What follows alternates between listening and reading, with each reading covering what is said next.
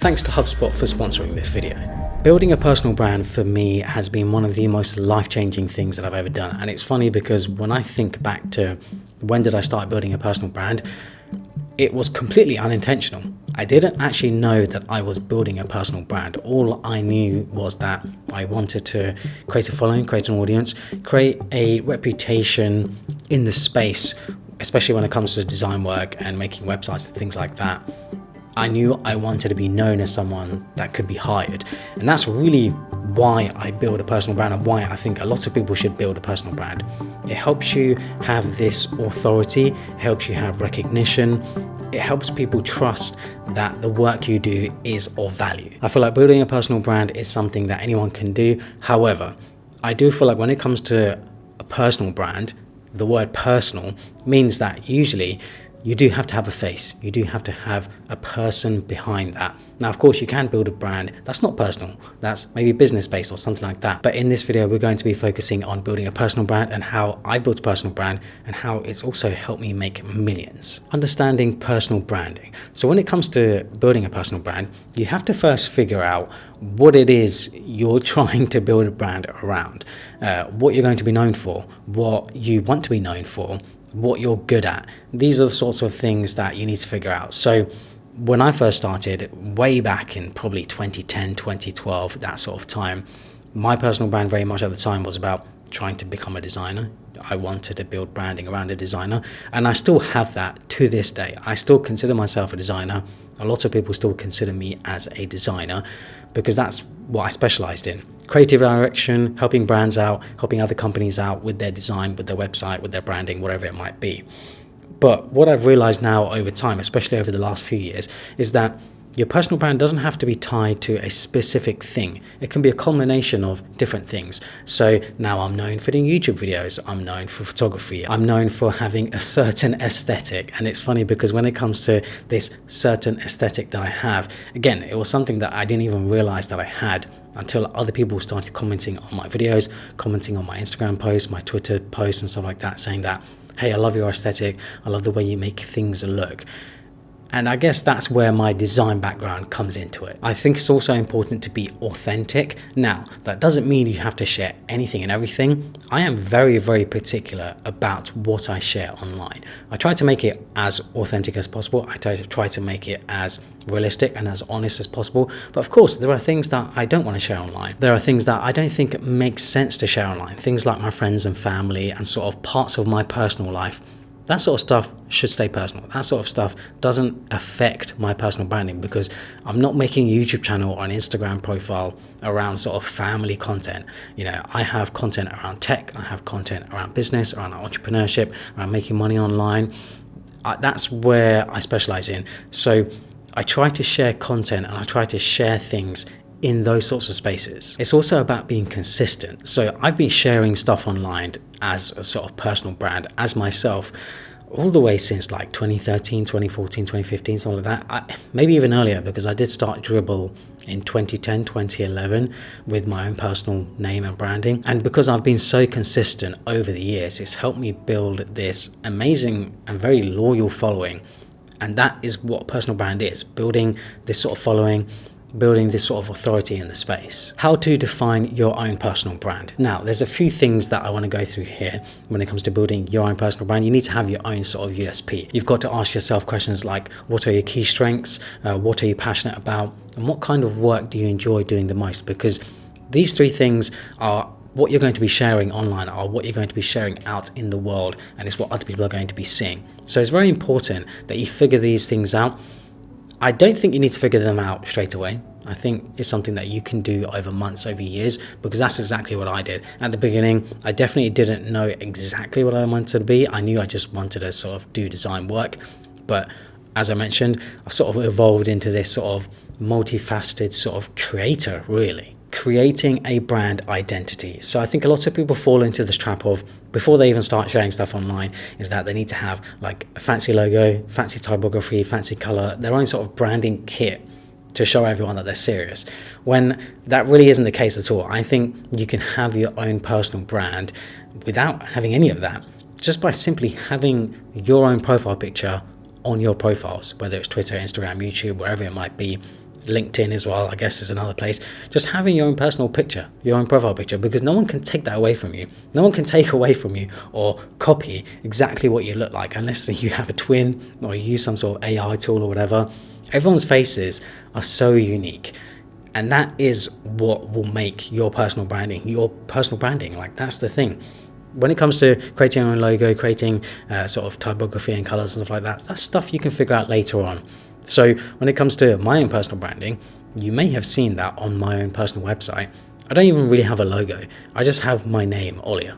That's simple as that. Like, I don't want to have some fancy little logo or whatever, because I've realized that when it comes to logos, unless you're massive like Apple, where you can literally have an apple as your logo, you're not going to be recognized. So I think it's better to have a typography based logo like mine, where you just have your name, because then when people search for your name, when people search you up online, when people see your branding on things here and there, they're more likely going to recognize, oh wait, I've seen that before. Oh wait, I know that name. Oh wait, let me search that name. Because if you just have a logo, if I just had a logo that's just an O, no one's going to know actually what that is. If you're looking for more information on how to expand your brand across multiple channels, HubSpot have put together 2 resources that you can download completely for free. First up is the strategic guide, which takes lessons learned from growing the hustle. It shares information on selecting the right channels for your brand, establishing a brand identity across multiple channels, developing tailored content for each channel, and how to drive engagement, as well as a lot more. The second resource is a brand expansion planning template, which anyone can use to put together a plan on growing their own brand and figuring out how to look ahead. Both resources are completely free to download, so make sure to check them out. I'll leave a link to them down in the description below. Establishing your online presence. So the first thing I say to anyone building a personal brand is to make your own website. Making a website these days is super easy. I have various videos on my channel when it comes to making a website. Please do check those out, because they're the best place to get started when it comes to having your own website. When you have your own website with your own domain, whether it's your own name or whether it's a brand name that you've come up with. So for example, with me, my own name is Olia, but I do have Ultralinks as my sort of branding as well.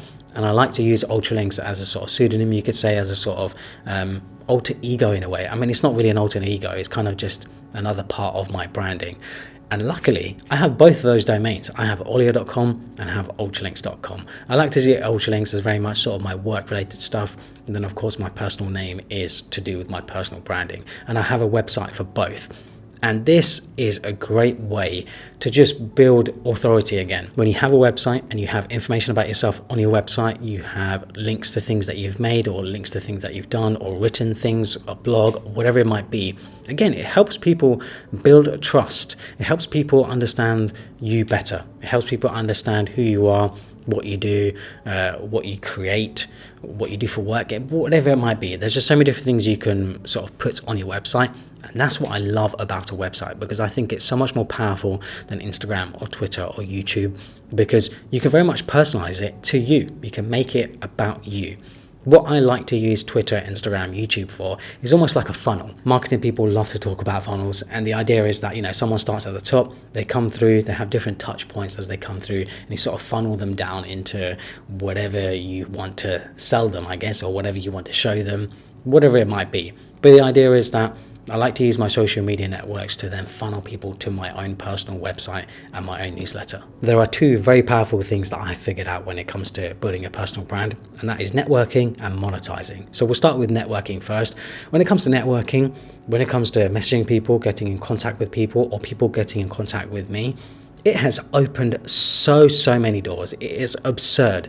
Because I have this personal branding, because I have a YouTube channel with however many thousands of subscribers, same with Instagram and Twitter, it helps people understand that, oh, this guy is serious. Like, he wouldn't have thousands of followers for no reason. Clearly people like what he's showing. Clearly people like what he's creating. And because of that, it creates this sort of bubble, you could say, where other people in the space, other people who you could say are successful, whether it be money-wise, relationships-wise, whatever it might be, they're more likely to connect with you. They're more likely to message you, because they feel like they can just naturally trust you, because thousands of other people naturally trust you because they're following your stuff, they're following your work. And it has just opened so many doors, like I said. Like, some of the opportunities I get, some of the people I get to talk to, some of the friends that I've made, friends especially, I think that's the big one. Some of the great friends that I've made over time purely because of my personal branding. It's completely changed my life. It's another reason why I've been able to move country to a place like Dubai and still make lots of friends, because there are other creators, there are other entrepreneurs in Dubai who know who I am, who have followed my stuff before, so I can easily connect with them and be friends with them. And it's crazy because since moving out to Dubai, I thought to myself, okay, I'm going to move to Dubai, I'm going to focus, I'm going to get lots of work done. But if anything, I've become even more social. I'm going out multiple times a week to see friends, to meet new people and stuff like that. In Dubai, there is very much this culture of, hey, let's meet up, let's go for a coffee, let's go for lunch, let's go for dinner, let's see if we can become friends, let's see if we can work together. I love it. There is no other city in the world where I really felt like that. And then of course there's monetizing your personal brand. So as I've said, I have made millions when it comes to making money through my personal brand, through who I am pretty much. And that money has come from various different things, right? It's come from client work, it's come from YouTube, it's come from digital products, it's come from courses. It's just come from so many different angles, all because I built a personal brand, all because people want to hear what I have to say, which also blows my mind. It blows my mind that there are like 150,000 subscribers on this channel alone, and all these people have subscribed because they just want to hear what I have to say and want to hear what I have to share, which blows my mind because that is super, super powerful. Like, that is crazy, crazy powerful. And I'm very lucky. I appreciate all of you who subscribe, all of you who like, all of you who comment, who watch the videos and stuff like that. Because at the end of the day, like I said, that sort of helps me network with people, and that also helps me make money, because I can make money from sponsorships like the sponsor in this video. I can help connect with other people who are like-minded, like me, who want to do the same sort of thing, who want to just get the most out of life. And I feel like those sort of go hand in hand, the networking and the monetizing, because brands are naturally going to want to work with people who have lots of followers and who have done good work and other sort of related things. And that's why it's been such a fantastic way for me to make money. And the great thing is, of course, as I'm building an audience, as you guys watch, as you guys subscribe, as I share information online, it helps me launch my own businesses. So maybe in a few months' time, maybe in a year's time, maybe I launch a new business or I launch a new product. I have all these people to share the business and the product with already, all these people who already trust what I have to share, what I have to create. They're willing to give me their money, their hard-earned money, which again, I really, really appreciate. And it just shows that there is a great value exchange there. You guys get to watch this content for free, and then when it comes to sort of specific things that I can monetize, like digital products and courses, where you can get even more specific information, you can pay for that sort of stuff. So I like to see it as a sort of win-win for everyone. You guys pay for something, you get something in exchange, or you guys watch something for free and hopefully I get something in exchange. So personal branding has been such a fantastic way for me to build these amazing businesses, and hopefully that continues. Now, of course, I can easily ruin it very quickly by doing something stupid, by maybe saying something stupid or whatever. But I also like to think that as long as I am trying to sort of stay true to myself, that people will follow sort of what I have to do and what I have to say from platform to platform. And I really do think for anyone else who's interested in building a personal brand, you'll just realize how incredibly valuable it is once you start doing it, because it's one of those things that can't really be taken away. And that can be a good thing and a bad thing, because obviously you've seen so many sort of creators and so many very famous people do horrendous things, yet they still have a following, which blows my mind. So even when you do something really bad, it doesn't seem to go away, which is crazy. But I guess that's why personal branding is so powerful.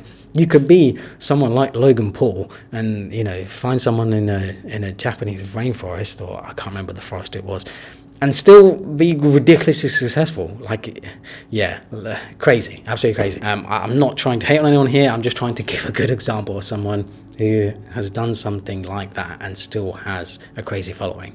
Anyway, hopefully you guys enjoyed it. Follow me on Instagram and Twitter and subscribe for more.